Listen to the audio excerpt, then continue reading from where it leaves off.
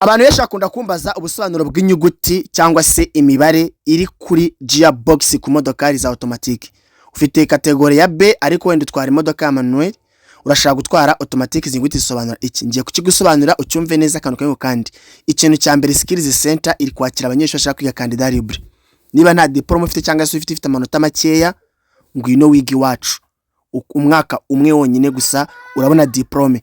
Ikindi, skills center iri kwakira abanyeshuri bashaka kwiga multimedia, gukora filime, kwiyobora, kweditinga no gufotora. Ikindi, gukoresha social media mu buryo bugezweho, social media platforms. Ikindi, skills center abanyeshuri bose kuri permis provisoire nta utsindwa. Niyo utsinzwe uraza kwihugura nandi mafaranga utanze ukihugura. Twagiye. Izi nyuguti uko ari ku modokari za automatic ziratandukanye. Hari modokari igira inyuguti wenda R na D na N ndetse na P, ariko hari nizigira izi nyuguti ziyongeraho kuri D3, D2 na D1. Twagiye. Inyuguti ya mbere ni P. P ubundi itwa parking cyangwa se guhagarara. Igihe cyose uhagaritse imodoka rushyira muri P, indani ukazamura ferium. R isobanura reverse. Reverse nyine no gusubira inyuma. Hanyuma N isobanura gushyira premor. Premor uzashyiramo igihe cyose usuhuza umuntu uhagaze cyangwa se igihe cyose uzize ku ruhande ariko utarinda guhagarara, uzashyira muri premor fate fere bisanzwe. Mani magambo na nuko na vitesse nimwe uba ufite. No mu kizamini barayitubaza. D ni urugendo kugenda.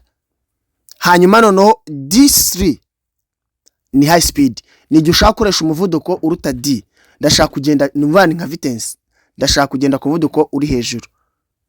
Hanyuma noneho D2 nuvango ni medium cyangwa se ni umuvuduko ugereranije, kuko gatatu ni umuvuduko uri hejuru cyane, noneho kabiri aba ari umuvuduko uringaniye.